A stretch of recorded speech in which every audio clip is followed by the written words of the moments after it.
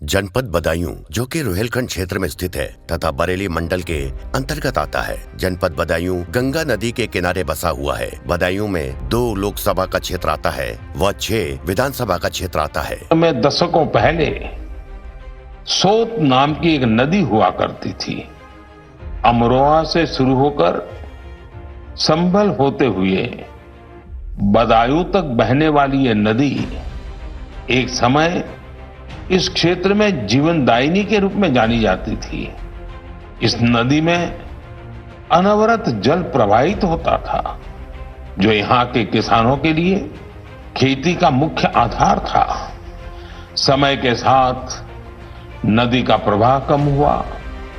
नदी जिन रास्तों से बहती थी वहां अतिक्रमण हो गया और ये नदी विलुप्त हो गई। बदायूं 1838 में पहली बार जिला मुख्यालय बना था। कन्नौज के कछवाहा वंश के राजाओं का राज्य होने के कारण बदायूं के प्रसिद्ध गंगा घाट को कचला घाट का नाम दिया गया। वर्तमान में जनपद में कुल 5 तहसीलें, 15 विकास खंड हैं। भूगर्भ जल विभाग के वर्ष 2022 के वर्गीकरण के आधार पर 6 विकास खंड सहसवान, कादर चौक, जगत, मियाऊ, सालारपुर व उझानी सेमी क्रिटिकल श्रेणी में, 2 विकास खंड आसफपुर व बिसौली क्रिटिकल श्रेणी में, 2 विकास खंड अंबियापुर व इस्लाम नगर अति दोहित श्रेणी में तथा शेष 5 विकास खंड दहगवा, दातागंज, समरेर, उसावा व वजीरगंज सुरक्षित श्रेणी में है। जनपद का कुल क्षेत्रफल 4234 वर्ग किलोमीटर है। वर्ष 2011 की जनगणना के अनुसार जनपद की कुल आबादी 14,57,266 है। जनपद का कुल सकल क्षेत्रफल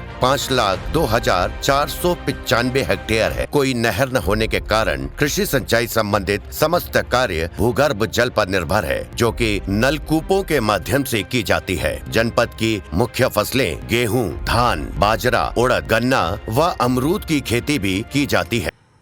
गंभीर भूजल की समस्या खड़ी हो गई थी।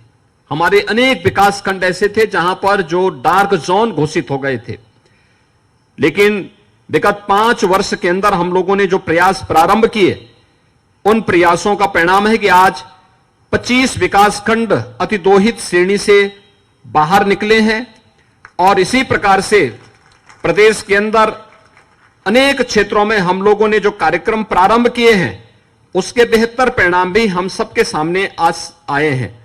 आज के इस अवसर पर जब हम लोगों ने कृषि में भी तकनीक का उपयोग किया है, कृषि की आधुनिक सुविधाओं का उपयोग किया है, भूगर्भीय जल पर निर्भरता कम से कम हो, सरफेस वाटर का उपयोग हो और एक एक बूंद को हम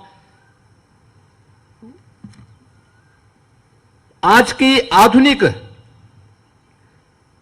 सिंचाई की सुविधा के साथ जोड़ करके हम उसे आगे बढ़ा सकेंगे। इस विश्वास का एक अभियान जब प्रदेश के अंदर चला तो उसके बेहतरीन परिणाम भी हमारे सामने आए हैं।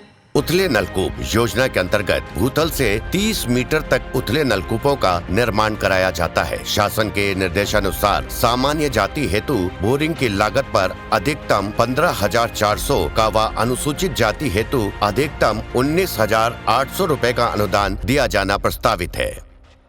आप तो तीन फसल ले रहे हो क्या? 3 फसल ले रहे हो। अच्छा, क्या क्या हो रहा है? अब ये हो रहा है कि सबने मक्का कर ली और कोई घिया कर ली, कोई मिर्चा कर ली, मतलब ऐसे करके। मतलब अभी क्या फसल है? अब धान है। अच्छा, धान है। हाँ। धान और मक्का। मध्यम गहरे नलकूप योजना के अंतर्गत 30 मीटर से 60 मीटर तक मध्यम गहरे नलकूपों का निर्माण कराया जाता है। अधिकतम 1,75,000 रुपए का अनुदान दिया जाता है।